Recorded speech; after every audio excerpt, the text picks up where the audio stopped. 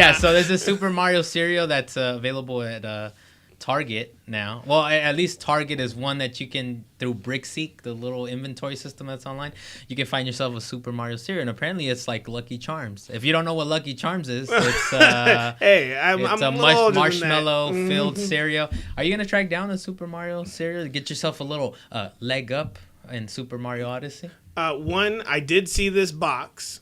2, not touching it. 3, I don't really play that game, so I don't need the amiibo. No, you don't have I a mean, Switch, you're the collector. Go get it, Carlos. It gives you, leads you to the nearest moon, I guess, or something. I don't know. Well, welcome to this Thursday edition of Salient Points. I'm your host, Carlos Macias, along with co-host Dalan Kirkwood. Hi, nice to see you again, Dalan. I know you can see me, but they can't see me. Nice to hear my voice again. We're gonna start off with a strong point here. Apparently, EA. It says $3 billion in stock was wiped out from EA after all the Star Wars uproar. But you know that's the main point, that is the EA's lost $3 billion. And it's like, well, we'll bring you down to reality, right?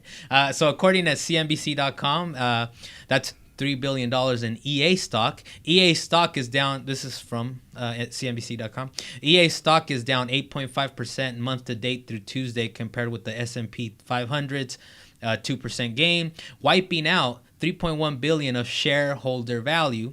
Its competitors Take-Two and Activision Blizzard shares are up 5% and 0.7% respectively during the same time period.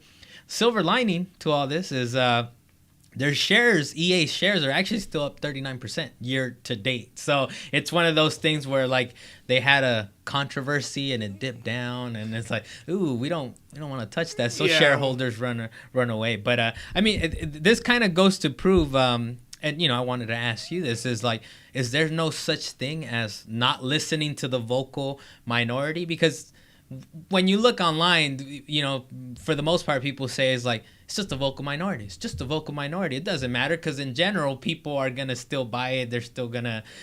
but I don't know if you can say that anymore, man. I think the internet is just well enough connected that the vocal minority will start to spread into the general masses. Well, it's not even that they don't listen to the vocal minority. It's just whether or not those particular companies find it worth listening. Like, do they really need to listen? They didn't used to. Yeah, they didn't used to, and I'm glad that they're starting to listen now, but they still have the choice of, do we have to? Yeah. Because and they chose not to. Yeah, they chose not to. They took that hit. Yeah, so they taken the, you know, as we mentioned before, they took the hit. Last episode, we spoke on how the game sold 61% less compared to, you know, Battlefront 1, which is Star Wars Battlefront 2. Which was epic at its time of release. So that's like physical copies. That's like it's UK digital data, copies, so we're still waiting on US data for that. But now it's like shareholders are like, ugh, I kind of don't like this. So it's dipped down, but overall it's one of those things where in the stock market it's all based on speculation and news, the hottest news of the moment. So it dipped down, which is like, that's why it's like $3 billion. They didn't lose it physically. They didn't lose it physically. They lost the fiscal amount. Yeah, the evaluation of the company. The value of it. Is, but that won't even matter if they can actually find another game that could supplement that missing money. So they're still in business. They still have a chance to come back from that. And it wasn't a large dip anyway. They were already dip. A multi-billion-dollar company. It's a huge dip. It's a huge dip perspective-wise. Or like people like to say optics-wise, it looks bad, right? That it's like, well, shareholder value went down. I was like, why would I invest in that? Why would I keep... So this is all kind of like imaginary numbers we're dealing with, right? That they lost, supposedly, in shareholder value. Yeah, but you say shareholder values, that's actually stock being dropped, and that's people's money who has shares in this company, where their money is just going down significantly. Yeah. So there are other people out there that took a hit. Took a hit. The value per stock. Yeah, the value per stock. But like we mentioned, up to this day, it still has risen 39%. So it's still one of those things where like it took a dip, but we'll see what happens next. And I know they're still gonna introduce these microtransactions, so this thing is not going away. Eventually, they just got to work how to put it in there. But once they do introduce the microtransactions, at this point, I guess not as many people are really going to care as much about it. People are already going to be into the game and have most of the stuff that they want. Those really intent players, the ones that really wanted to play Star Wars, the ones that didn't care that the loot boxes got taken away, they're gonna keep playing. And like we mentioned before, these still got the holiday period, man. We did Thanksgiving, which a lot of the sales were during Black Friday and during that week last Cyber week. Monday. So we still got. I would think this doesn't even show up. We might see the hit in December NPDs, for November. We're gonna see them in January because they're gonna have to do the running numbers. So we'll get a real sense of how much it impacted 2 months from now. So in January for December, for Christmas, for the month of December, that's when we'll really figure out is it really affecting their bottom line, or is it one of those things where it affected it at launch, but they were able to weather the storm, and it's still Star Wars. It's still something grandma and grandpa and your uncles will buy because it has Star Wars on the title. And that's only if they release that information to the public. Well, MPD is the one that tracks this kind of stuff, and they're tracking digital. So it has nothing to do with it. So what MPD does, as far as I understand, is they extrapolate information based on connections that they have at retail. And then I think either EA or Microsoft or Sony have decided that their digital sales, that what they sell through their digital front, they're going to share some of that information. Yeah, but wouldn't they at some point release an official copy of what they actually did sell? In that sense, you're exactly 100% correct, because if it's good, they'll announce it like, we sold 7 million copies, which is better than Battlefront 1, and they won't even say anything else. If it's bad, then they won't say anything, but we should still get an idea based on MPD, because that's separate from EA itself. They're extrapolating information from whatever retail channels or whatever. So it's not 100% accurate, but it's supposed to be close. Well, at this point, they know their sales have dropped. So if they're going to release any information at this point, they should just own the fact that they've owned messed up. They've owned it. They cut it out. They kind of owned it. I'm talking about the fact that when they actually released the actual figures of what actually happened from the fallout of this whole debacle, that's what I'm going to call it right now. Sure, that's fair. When they release the figures of this, they don't want to try and sugarcoat it like other companies have done in the past. They want to just release it and say, this is what we did. Yeah, and this is what happened. Ultimately, it was unfortunate, but here it is. Ultimately, and they've already talked about it. I mean, we've talked about their hubris on like the last call that they had, their shareholder call, where they're like, it won't materially impact our game sales. It's like, yeah. See, that's what I'm talking about. They're over there trying to sugarcoat it, and may not be the case, but they're trying to keep their shareholders intact. Yeah, so I will eventually get a sense of it. It's probably going to be not till the next quarter's earning forecast or whatever it is, the next call that they get into. But for now, I mean, this looks bad optically, but they're still okay, right? It's a big headline, right? It's like, they've lost $3 billion. Like, no, they've lost shareholder value, which, yes, it has lowered the value of per stock. Speaking of a particular debacle, another debacle being Bungie with their little debacle of having their whole XP thing happen. Mm-hmm. Of course, they were supposed to have that Osiris stream, or the Curse of Osiris, to stream a little bit more of the DLC that was supposed to be coming out. They're supposed to have it yesterday or Tuesday. Yeah, but they canceled it, so it doesn't matter. Yeah. Instead, they just released a small. Actually, it was I guess it was a small statement. It wasn't too long. It was a couple of paragraphs. The official statement that they released was quite long. It was the statement that I found was paraphrased. So I appreciate that. I don't feel like sitting there for a long time reading a book on a statement that they might have made. And there was some key statements as a Destiny fan. There were definitely some key statements, and that's what I was about to say. Saying things like, our team has been reading feedback and working on updates to improve the game, and we agree that we need to be more open. Because, like I said, after that XP thing, they definitely needed to be more open. That was huge. That was a huge thing on their part. But they also added that they want to create content for the Guardians. That's what I'm going to call us right now, because we're fans of Destiny, if you guys weren't aware of that. But they said that they want us as players to make it their hobby, for the game to be something that they could return to, and to have a game of friendships where more friendships are made. So do you think that the DLC will actually be enough to actually fix all the issues that it's actually had in this particular case? Well, on the statement itself, I think they mentioned how, yes, they're going to be more receptive to feedback, but the DLC, I don't think we're going to get a lot of what this is, right? Because if you guys don't know, they actually they do a Bungie podcast every month or every other month, and that released yesterday, this Thursday. So yesterday, you're the master podcaster. So the podcast released, and it's a pretty good one if you guys want to go back and listen to it. The Bungie podcast. It has Luke Smith and a couple other guys that have worked on the game that are the creative of how these things are implemented, and they talk about how these things, it's not that easy. You would think it's not that easy. You would think they just flip a switch and it's like, okay, that's it. It's right? like, we have an idea, let's release it. They'll accept it. That's not how it goes. So it's pretty fascinating on the podcast where they actually go into they talk about how they turned off the XP. So before, and we mentioned it on the previous podcast, but that you were getting like 96% less, meaning you were only getting 4% of the XP that you expected to get. And they actually talk about that they turned that off, but in turning that off, it had unintended consequences that to them it was more important to shut it off, to kind of shut off that valve or whatever it is, and they're like, ooh, okay, we're not sure what's gonna happen, but we're gonna do it. And now they kind of have to deal with accepting new data and accepting like this is how their players are playing this now, and kind of evolve off of that, so but they also now need to make perks to actually make their fan base happier. So that's because what I thought you were gonna mention, because what is it? What do you mean? That's important. So they added actually. So for legendaries, they're actually gonna have I believe they call it a master class. This is the you were supposed You're talking about the weapon mastery system that they're going to be adding to it. For the legendaries, they're going to have another little box to be able to put another perk on your legendary weapons. They're going to be having armor ornaments so that you can actually change the color of your armors, but you can actually use your old shaders as well, so that's not going to be a problem. They're going to be adding more, better and more drops for the strikes and so they're modifying and they're modifying the game to actually give people more incentive to go and do these events. Yeah, so they're figuring out ways to incentivize this content or whatever. But as far as the DLC, your question, I don't know yet. We gotta wait till it draws. Well, but that's as also far as a what part of the DLC, though. That's why I mentioned it.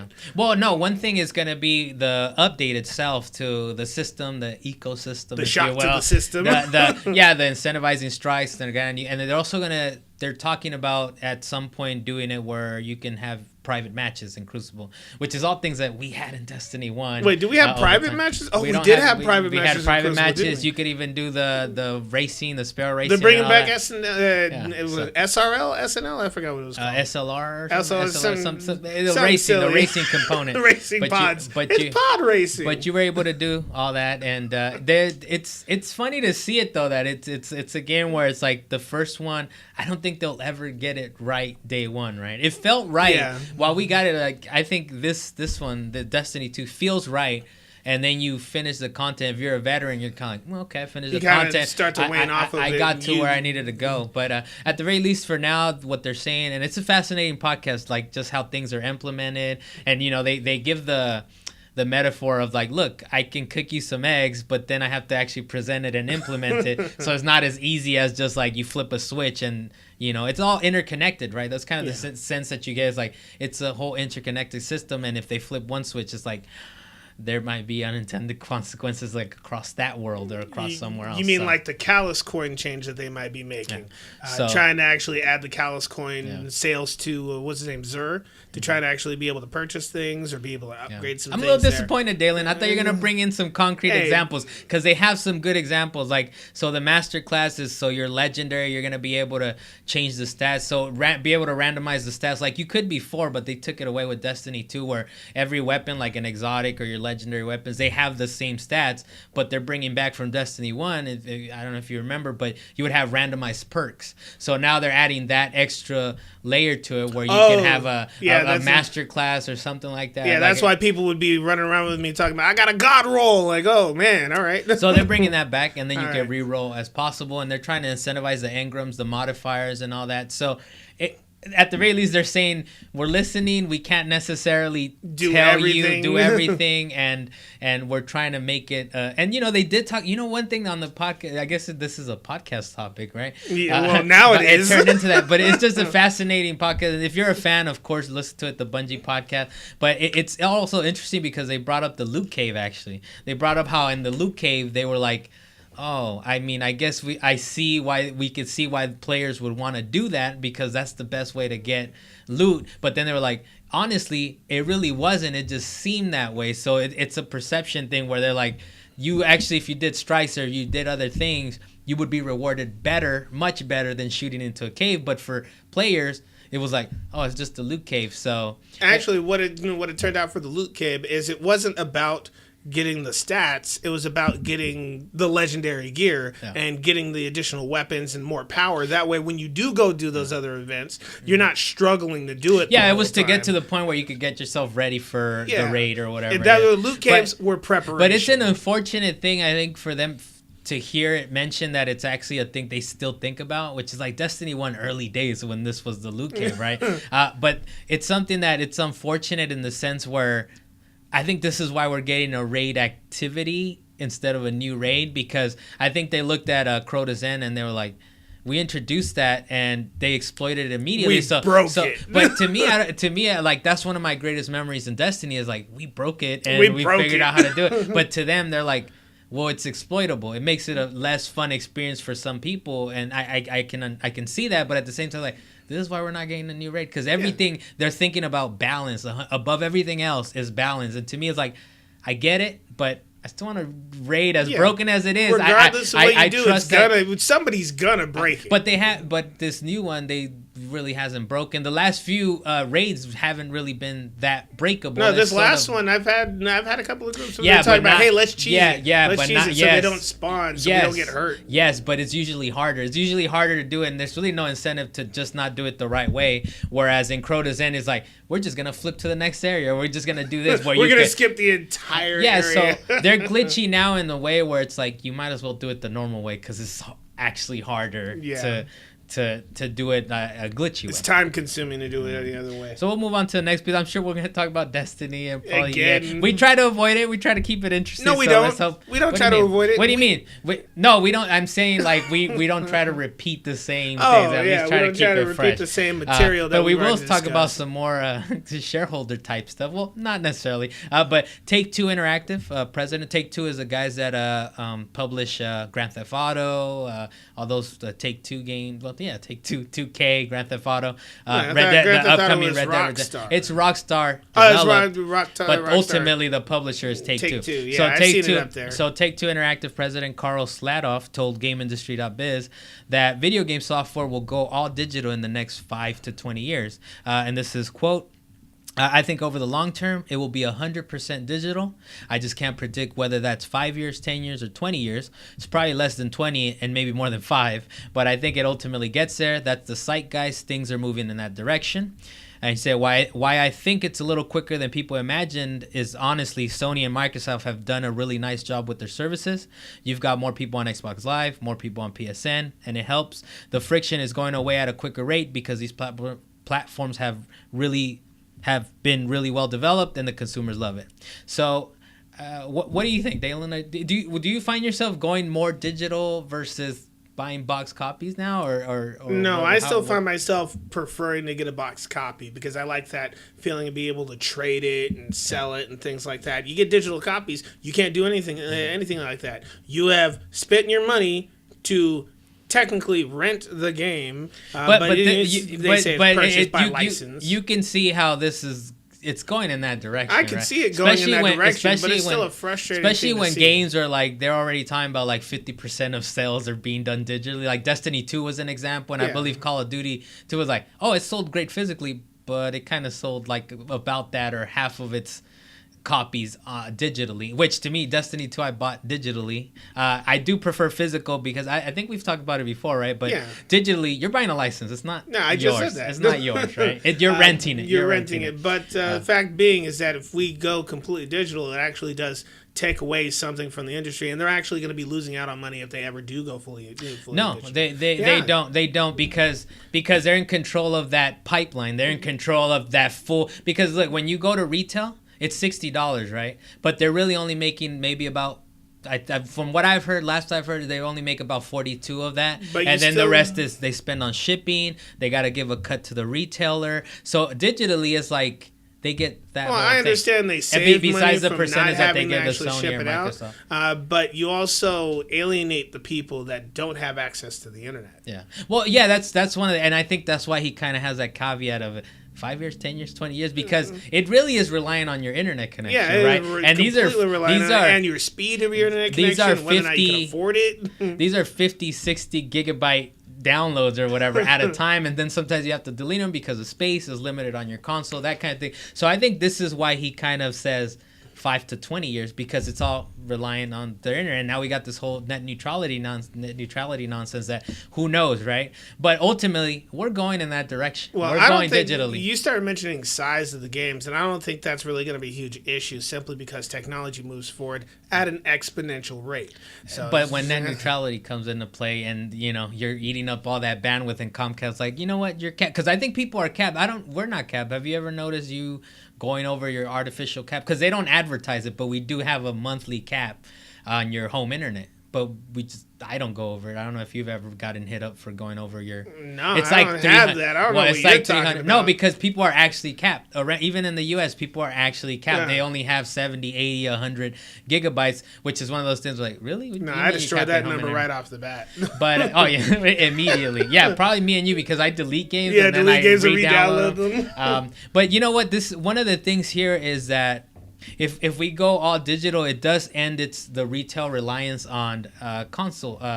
It ends the reliance that console manufacturers have to retail, because a lot of what happens is that console manufacturers need to have their system somewhere. They need to have it displayed, right? So when you go to a Target or a Walmart, I can go in there. I can trust that I'm going to buy it if it's broken or whatever. Yeah, I can just send it back, or I can take it back. That's really the reason that physical is still in there. And it also helps for like holiday shopping too, because they want to go in window shop. Well, but whatever, the system is in there and you need it somewhere, because people are still not necessarily like, I think we're making bigger and bigger purchases online now, because it's kind of like, I'll order it, if it's wrong I send it back. It's still a hassle, right? Yeah, but you have to be able to find it in the search too, and it might not always pop up. What I'm saying, you're getting off track. That's algorithm. All I'm saying is that their reliance on retail is based on the fact that their console is in store. If that wasn't the reliance, if we as consumers were more like, I'll buy an Xbox online. Why do I have to show up to Best Buy or Target or Walmart to get it? So that's really the reason that they still sell physical, and the reason that they still sell it for $60 digitally, and we don't have as good of sales online, because they can't, because Target's going to be like, why are you selling that game for $40 online when we're selling it for $60? That's really the reason we don't have bigger sales online, is because they still have to curtail. They still have to deal with retail. Yep. So this is, to me, it's an interesting kind of big picture, like where we're headed. Eventually, we're going to go digital. It seems like people are already accepting that based on how much they're downloading Call of Duties and Destiny 2. It's just a matter of time. And eventually, I really think it just takes that. The fact that we'll be willing to buy a console online, and otherwise, why not just buy everything else? Man, just the thought itself is a twisted monster by itself. It's a twisted monster. I know you don't like it, Dalan, and trust me, I like physical more than anything else. But we're getting there. Yeah, we'll get there. Okay, so there is no question that Square Enix has had its fair share of issues, because they made titles like I don't know how exactly to pronounce it. Deus Ex. They made things like Deus Ex, Tomb Raider. They made a bunch of other games too. Wait, are you saying these are bad? I'm saying they did not sell well. Okay, continue. I'm sorry to interrupt. Continue with your premise. They've had their share of issues. I didn't say they went bad or flopped or nothing like that. Deus Ex, definitely. Yeah, but mainly here in the West. I mean, now in the East, Japan, most of these things were marketed very well, and they sold pretty good because, of course, they have different tastes than the Westerners. But a game that actually really set a bar high for them most recently was Final Fantasy 15. That sold really nicely. It sold way too good, along with Final Fantasy 14, as they keep making expansions and people keep coming back to buy these games. I mean, Dragon Quest was a good little bump for them, but it just didn't hold the same thing that Final Fantasy 15 did. And the CEO, Yosuke Matsuda, he says, it's not. It's getting rid of Final Fantasy. It is not something that we could ever discontinue, but it's also a source of great pressure. Okay, I like that. Yeah, I always like how I'll let you continue with your premise, but really quickly, I like how Japanese, whenever it's either in the translation or how they really speak, where it's like, wow, that's crazy. Like it's a that was source of deep. pressure. And I'm like, you don't hear pressure. American developers talk in such a I don't want to elegant. Let's say it's an elegant fashion. I was when they actually do it. gonna say in such a blunt manner. Yeah, I think it's very blunt and very like it's a struggle. It's this. So I don't know if it's in the translation or if it's really how it is. But well, nonetheless, he actually stated they don't see Final Fantasy going anywhere anytime soon, especially with this being the 30th anniversary of Final Fantasy and Final Fantasy 15 doing so good. And again, these Final Fantasies just continue to come on. It's the 30th anniversary. 30th, okay. This year, 97, it checks out. It checks out. Good job. This year is the 30th anniversary of Final Fantasy. So, in his statement, being that it's a source of great pressure, do you believe that the Final Fantasy games is a source of great pressure for Square Enix? Well, in the sense that I don't know if he went into it in the interview, but yeah, of course, it's a. I think my sense of it is the pressure in the fact that they got to keep it up, that they have to keep making them good. And I think I know you would probably, you're a bigger Final Fantasy fan than I am, but I think for the most part, the mainline games have been good, right? For 1, 2, 3, 4, 5, for the 7, Final Fantasy games. I 8, mean, they've 9, had their 10. small dips, but for the most part, you know, they've even introduced the MMOs into it, which is not for me, but I know people really like the MMOs, right? 14 and 11, right? It was 11 and 14 for the online. But for the most part, they've kept them pretty good, and 15 was good, and it was one of those where, I mean, even the introduction of the games, like, this is a Final Fantasy for newcomers and veterans alike. That made some people upset, but people still went and bought it. Well, so it's because they had, and I think that's part of that's part of they have to make it accessible, right? They have to make it, they have to make yes, they have to reinvigorate the market, and they have to get people into RPGs, and Final Fantasy 15 is really action heavy too, you know. It's like, but it still has its strategy, and it's still, I think it gives you the option of doing turn based as well, right? Like to stop it, or somehow isn't there? They don't. I thought that was an option where you can at least stop it or think about it a little bit. Yeah, they do have it so they could do a slowdown for it. Okay, but it doesn't completely turn-based. But even I had a lot of fun. And I know some of it is just hold down the X button or hold down the... But I had fun with it, and I actually was getting into some of the strategy to it. I haven't beaten it. But and I know you only beat it because you wanted to get to the DLC, right? But other than that, it was a fun game. Well, along the lines of just trying to critical path it, I ended up doing the side quests anyway.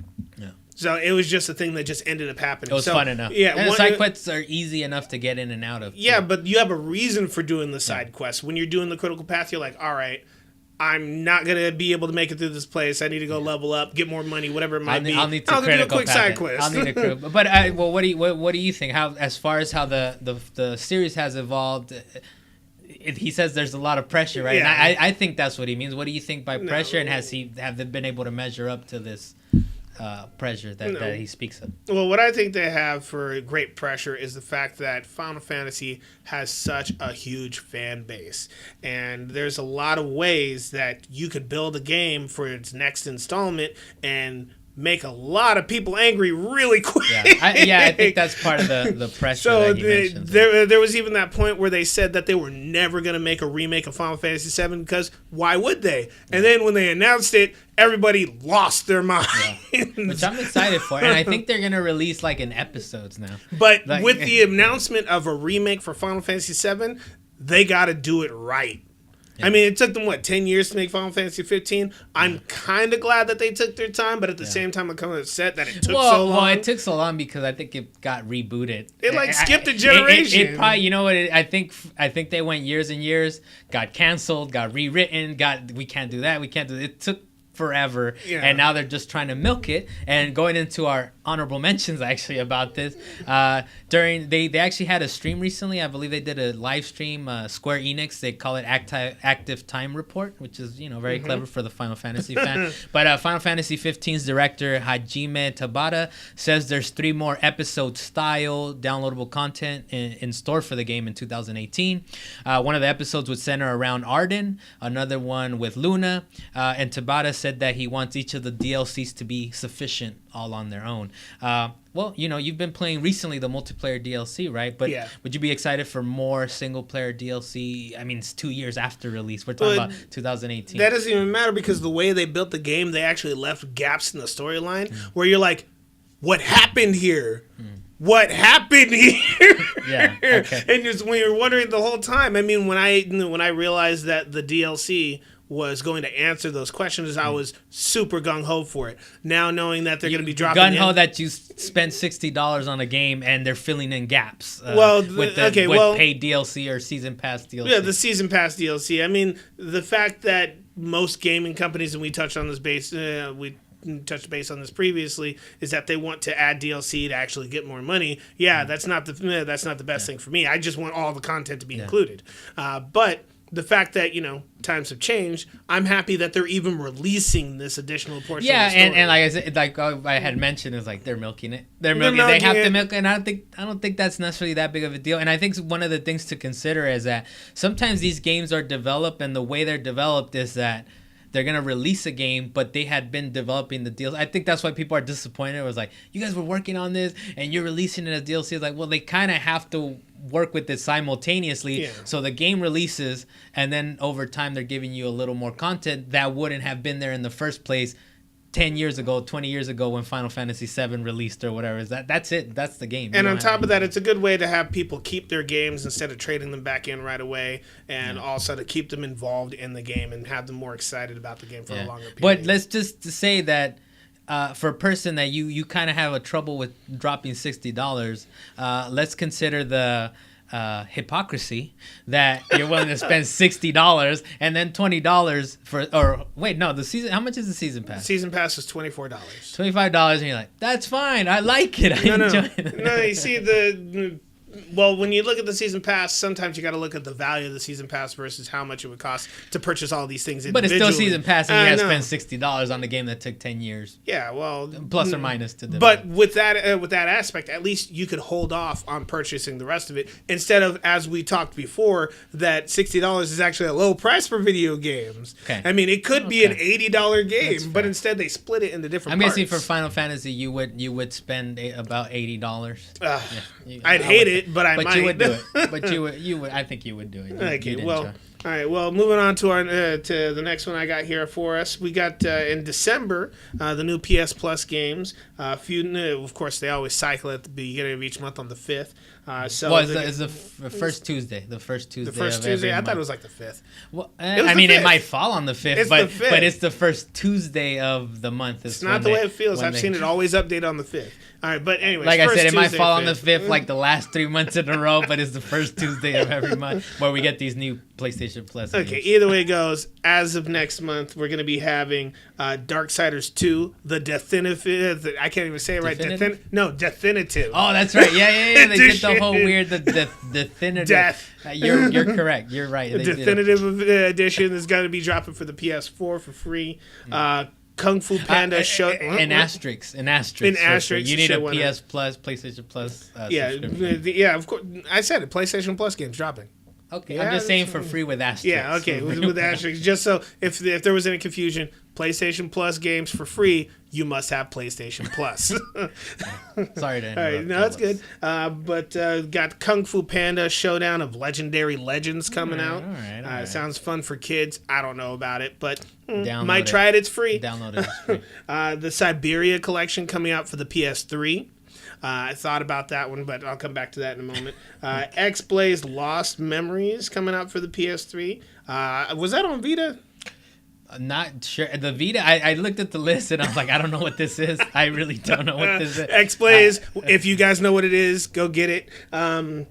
Forma 8 dropping a cross-platform for PS Vita and PS4. So cross-platform is always fun, especially if you like to be mobile and then go back to your home and play it on your TV. If you like to switch it up. Yep. And then another one being Wanted Corp for the PS Vita. So out of these games, I have the question for you. Which game are you excited about any of these games? Let me start off with... This is a pretty weak month. It's a pretty weak month, but because didn't we just get Just Cause 3 like a couple months ago? Yeah. And I think we got even Infamous Second Son like a couple months ago too, like a month or two. Yeah, ago. we did. So, but that being said, I don't think I ever played Darksiders 2 actually. So I think I'll. Did you play Darksiders 1? I played some of it. I played. Oh, Like, yeah, I some beat of that it. game. Yeah, so it's very like a grown-up Zelda is what people sold it to me as. Yeah, like the adult Zelda. You could very- say that. I mean, it's got the go to the dungeon, if we get were an item. Go to if the we were dungeon, talking get an about on item. a percentage of how much it reaches the Zelda pantheon or the level, say it reaches it to about a 45%. So it's pretty good. It's just like a darker, more grown up Zelda. But I say this to everyone. Just you don't have to download everything, but just click it. Like start the downloads, stop the download. Put it in your library. Put it in your library, and then if you ever get a chance, even for Vita stuff and PS3 stuff, you're like, oh, I don't even have a PlayStation 3. I don't even have a Vita. Oh, go online on your phone. You can have it added to your library there, so you don't even need a PS3 or a Vita. You know, if you only have a PS4, just go ahead online on your phone or on your browser. Just click. That's and if you ever get a Vita, if you ever get a PS3 again, you have a library.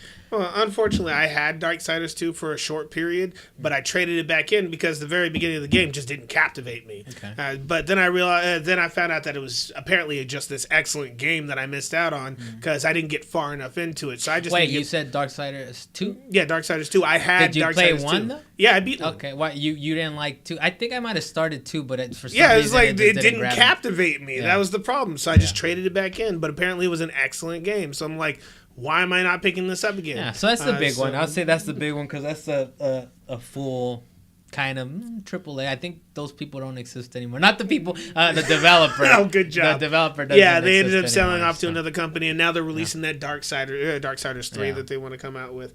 Then the other game that I saw on this list was Siberia Collection. It's like a point-and-click adventure. Well, I keep something seeing like it, I'm that. like, I gotta try it, but I don't Now want you to pay can. for Now it. you can. Now I can. Free with asterisk. Now Free you with can try. asterisk plus. Yeah. So, out of these particular games, or I should say, with the new month coming, another thing that's actually going to be dropping is they're going to have the beta for Monster Hunter World. Ooh, from is that December. Your curveball? Yes, that that the is my Dalan curveball for you patented today. Dalan curveball? They're going to be having the beta from December 9th to December 12th. Okay. Are you going to be involved in this so you can at least try the game with me? I'll give it.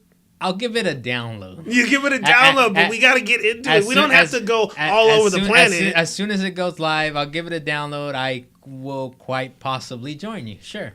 All right, well, beta, December 9th to December 12th for Monster Hunter World. beta. Massive game coming out in January. So Might give it a shot. Give it a shot. Something that you guys should give a shot to, though, is the PlayStation Experience 2017, which is in Anaheim. Is held in. I think it started somewhere else in Vegas, maybe first, but now it's in Anaheim every year. The PlayStation Experience kicks off next week, starting on Friday night with this is in quotes that they put it in their PlayStation blog. Quote, PlayStation Presents, where they'll make some reveals, and if you can't make it, it'll be on live streamed on Twitch, YouTube, Facebook at 8 p.m. Pacific time.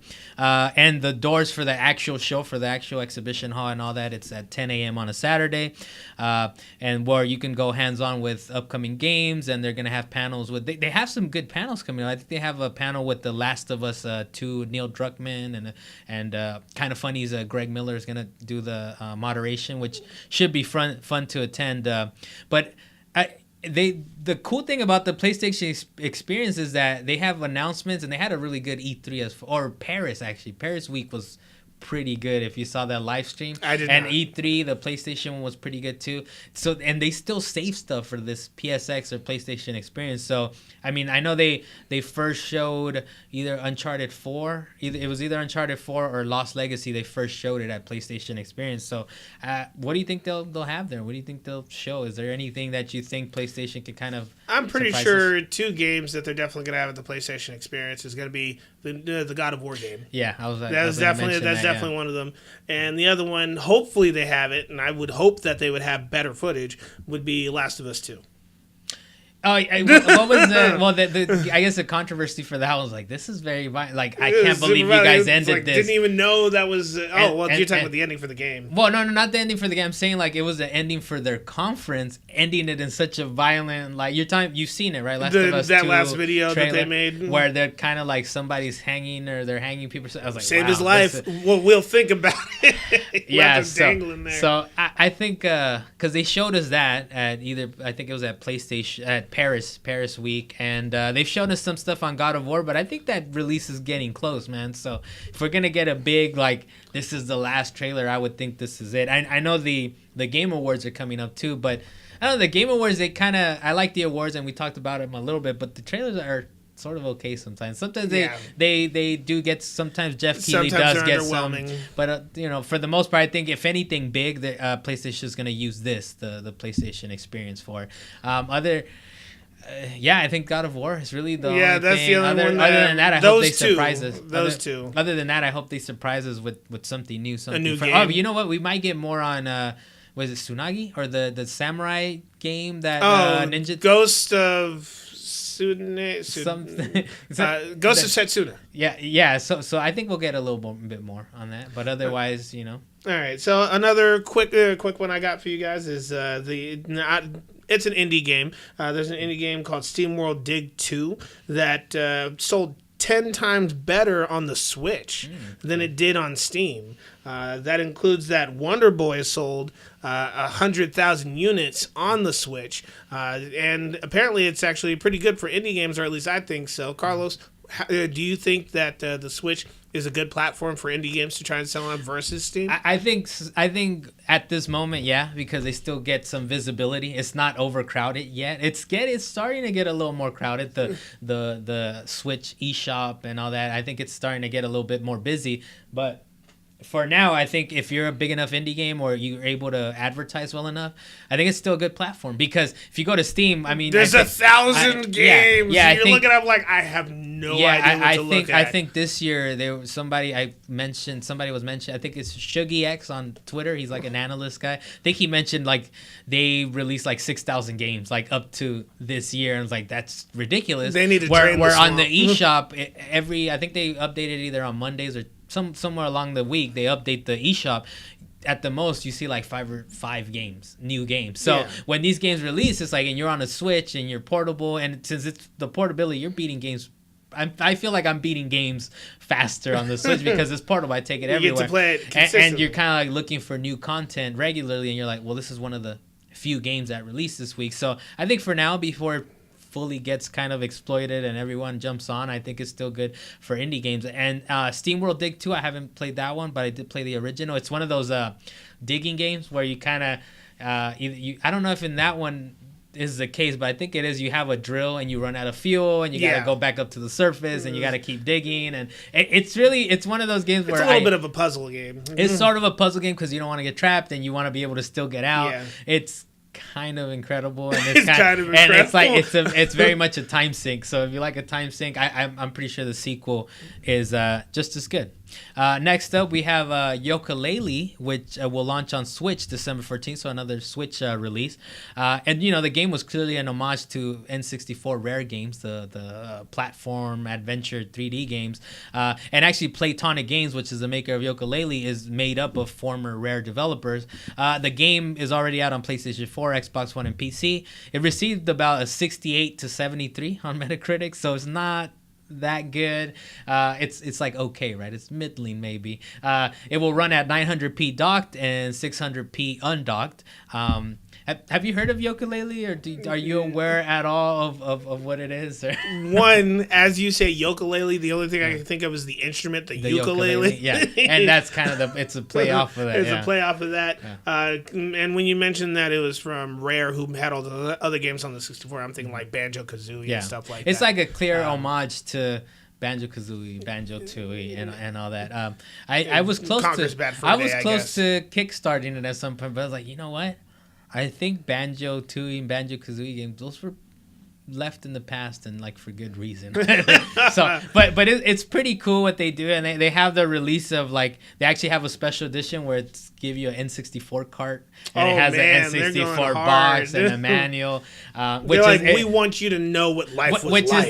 is not playable. So it's just a special edition. But Yooka-laylee, I mean, it's I feel, it's December. I think it originally came out like in April, so it's like 6 months after. I bet you somebody's going to take that cartridge and modify it and put that game on there. But I'm more likely to try it, man, on the Switch. Like, it's really one of those things where, like, if it's portable, if I'm able to get a copy somehow, maybe Monster Vine. Feel free, go do this. But yeah, other than that, I mean, it's releasing December 14th. December is a big month, man. You got Xenoblade Chronicles 2, which it's the holidays. I'm excited to. Yeah, but it's the holidays. You release October, November for the holidays. December has been typically, I mean, not in the last year or so, because developers and publishers have been like, we can release at any point in any month. Now they've started releasing. It's Xenoblade Chronicles 2. Then you got yooka-laylee, if you can consider that big. Then you got the Doom VR game that's coming out that I'm pretty excited about. And then you got PUBG on Xbox One, which is like, that's when I'm going to hit it up. So there's December shaping up. You even have another edition of that. Oh. You have the Resident Evil 7 DLC coming out in December. The game, Dalan. So on December 12th, we're getting both launches for the DLC being Not a Hero, which includes Chris Redfield to be added to the video game. That one's a free DLC, as a matter of fact. Yeah. I'd love to play with Chris Redfield, though I think they redesigned the way they looked. But you know what? I could get past that. Then you got the paid expansion being End of Zoe, following after the main game's events. So it expands on the video game itself. So what do you think about this, Carlos? I'm ready. I never did buy Resident Evil 7. I borrowed it from you. Yeah. and I played through it. I platinumed it. Well, I can let you borrow it again, so don't even be concerned about it. It was an enjoyable platinum. So I am looking forward to this free DLC, and I don't want to spoil it, but Chris Redfield has something to do with that game, so it's kind of cool to see how that develops. And it's supposed to be more action heavy, which Resident Evil 7 was. It wasn't the most action heavy game, but there was plenty of action. There was shooting in it. And as far as you said Zoe, the Zoe after the credits type of thing. End of Zoe. I'll see. It's like post game. I might be able to. I'll get into the free DLC first, and then we'll see if I still enjoy it. I'm pretty sure I'll play it in VR, since they're not going to be that long, right? Maybe a couple hours long. With it being a paid DLC, you never know. It's going to be like an hour and a half. It's going to be like 2 hours. But moving on, Tekken 7 director Katsuhiro Harada was asked by GameSpot if a Switch version of the game is in the works, and he said, this is quote, "It's always a challenge, for example, with Tekken 7, because we use Unreal Engine 4 that allows us to bring the game to PC, something we've never done before. Unreal Engine was great because right away we could get the graphics to a certain level quality. The game was running fairly quickly, but it's not something right out of the box we can program, and it's done." So going on to speaking about the Switch, some of the core components have to be handled by engines, so I guess as time goes on, maybe we'll see more of the adaptation of the engine to the Switch. Maybe we'll see methods to make a lighter version of the game that's easily portable on that platform. At that moment, that's not necessarily the case. So, they're looking into if it's worth probably... You're going to dumb it down. They're going to dumb it down, and they already had a hard enough time putting Akuma in the game. But besides like Ultra Street Fighter 2, the Final Challenger, there's not really that many fighting games on the Switch. It's, much less. Ultra Street Fighter 2, the Final Challenger, is kind of like not necessarily technically demanding, right? Well, but what about your punching game, your boxing game that you got? Well, that's a Nintendo game. That's a whole different...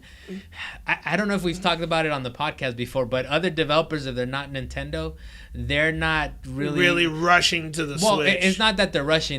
They're not rushing. No, they're not developing in a way that's... economical as far as the space in the Switch and the way that they program. Nintendo's very much about iconic graphics, very like you can see it from far away. Other developers, you can tell exactly what it is the moment you look at it. Tekken 7 is more of a contemporary type of not just Tekken. I'm saying like how games are developed, where it's like, all right, we're gonna throw this together, and it's gonna be a 50 gigabyte game. I get so it's one of those. But would you want to see a portable Tekken 7 if that was available? Well, with the success of Tekken 5, I would say a portable Tekken 7 wouldn't be a bad idea. So I think they could do it. I mean, having it being dumbed down to being 600p or something like that, it really wouldn't hurt the sales very much. I mean, you could definitely see it when you put it on your big screen TV if you got 4K and stuff like that. Well, I've been noticing whenever I keep putting Rocket League on the TV. I'm like, oof, okay.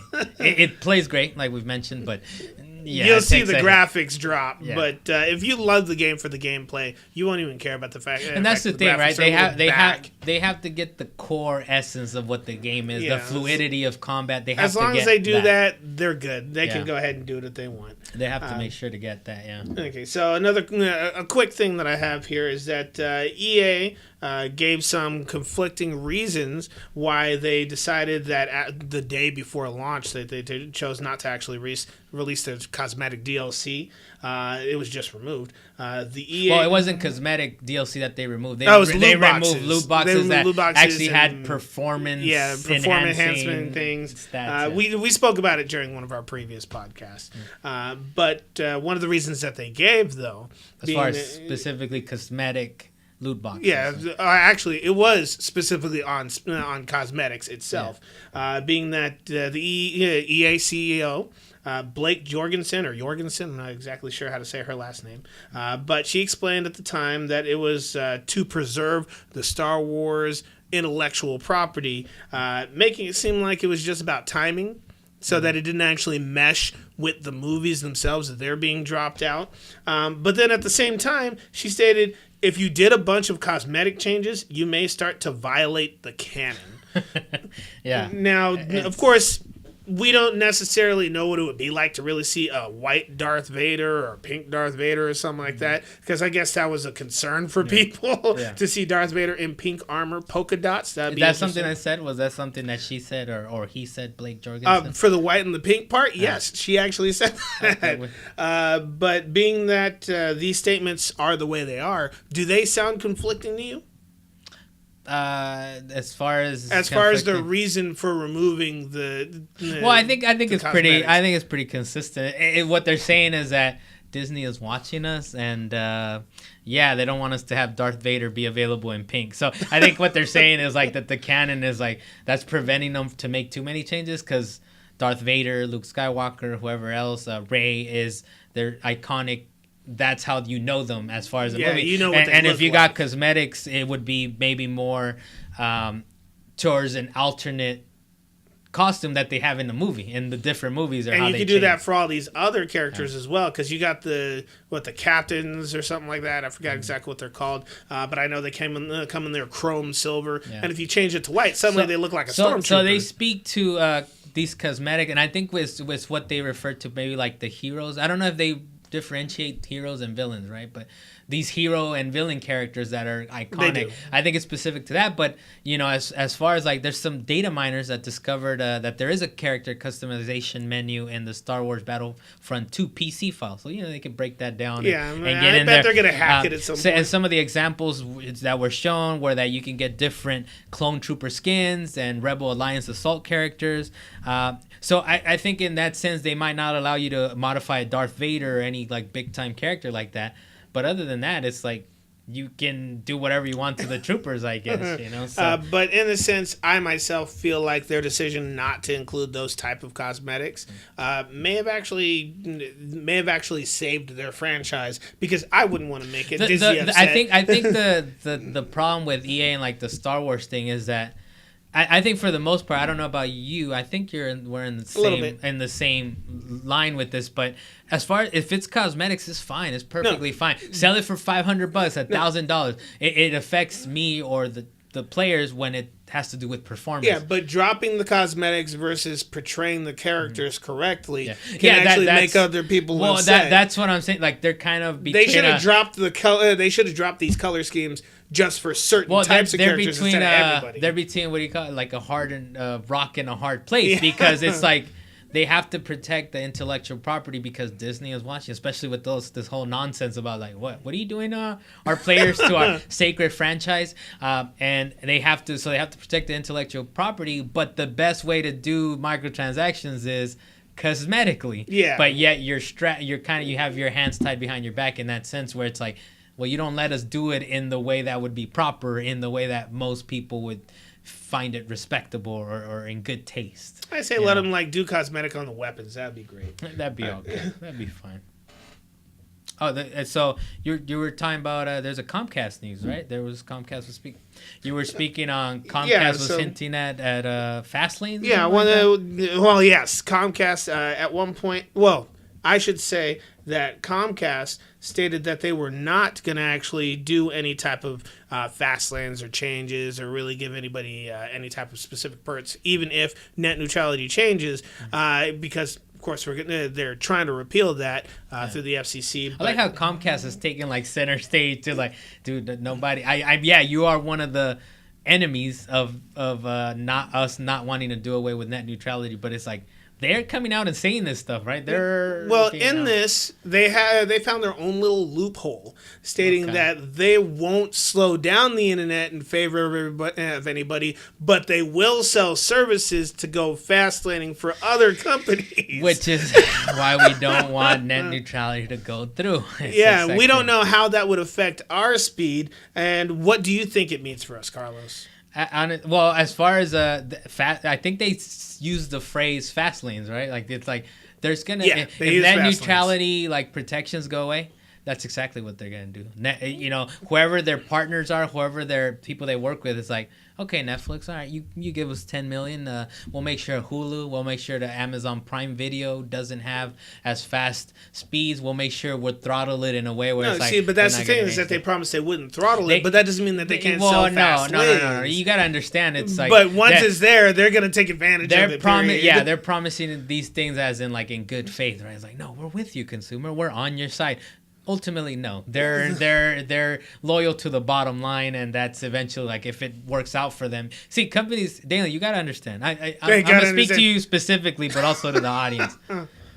Companies aren't necessarily telling you the truth when they speak to you. They might be feeding you lies. They might be. Hey, there are still some very reputable companies that'll actually tell the truth. I don't know if Comcast is one of them, because Comcast I don't think Comcast is one of them at ones. All. Comcast, I think, is actually one of the ones that actually throttles people. But you know what? Let's finish this off, this week's episode, with the hopefully a positive thoughts. That new Avengers trailer dropped. What is the subtitle to this? I like the way you say that. Avengers. Is it the Avengers? Infinity Wars. Infinity War.